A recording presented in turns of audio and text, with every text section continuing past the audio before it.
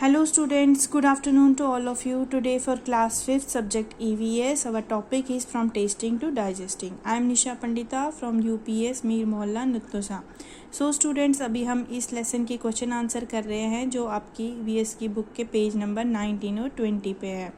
कल हमने digestive track के बारे में पढ़ा कि हम जब खाना खाते हैं वो खाना कहाँ जाता है। अब जो हम खाना खाते हैं, हम क्यों खाना खाते हैं? क्योंकि हमें भूख लगी होती है। तो उसके रिगार्डिंग आज हमें क्वेश्चन आंसर्स करने हैं। तो फर्स्ट क्वेश्चन है हमारे पास, how do you feel when you are very hungry? How would you describe it? For example, sometimes we jokingly say I am so hungry I could eat an elephant.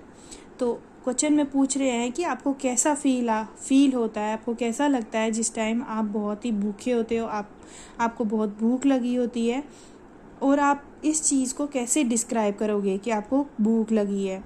जैसे कि हम कभी मजाक में बोल देते हैं कि मैं इतना भूखा हूँ कि मैं एक एलिफेंट खा सकता हूँ, मैं एक हाथी को खा सकता हूँ। तो ये हम मजाक में बोलते हैं। अब इसका आंसर है व्हेन आई एम हंग्री, जब मैं भूखा होता हूँ। I feel dizzy and feel some tingling sensation in my stomach.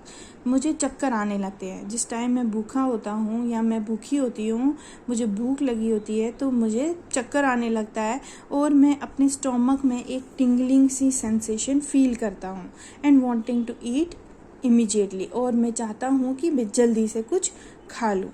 ठीक है, when I am hungry I feel dizzy and feel some tingling sensation in my stomach and wanting to eat immediately. मैं जल्दी से कुछ खाना चाहता हूँ। Question number 2 है, how do you come to know that you are hungry? आपको कैसे पता लगता है कि आपको भूख लग रही है? तो इसका आंसर है when there is a strong urge to eat something. जब मुझे ऐसा लगता है कि मुझे कुछ खाना चाहिए, अब भी मुझे कुछ खाना चाहिए, तो मुझे पता लगता है कि मैं भूखा हूँ, मैं भूखी हूँ, तो मुझे कुछ खाना चाहिए, तो समझ आता है कि मैं हंग्री हूँ। क्वेश्चन नंबर 3 है, think what would happen if you do not eat anything for 2 days. आप बताओ कि क्या होगा अगर आप 2 दिन के लिए कुछ नहीं खाओगे। अगर 2 दिन कोई बच्चा कुछ नहीं खाएगा तो क्या होगा?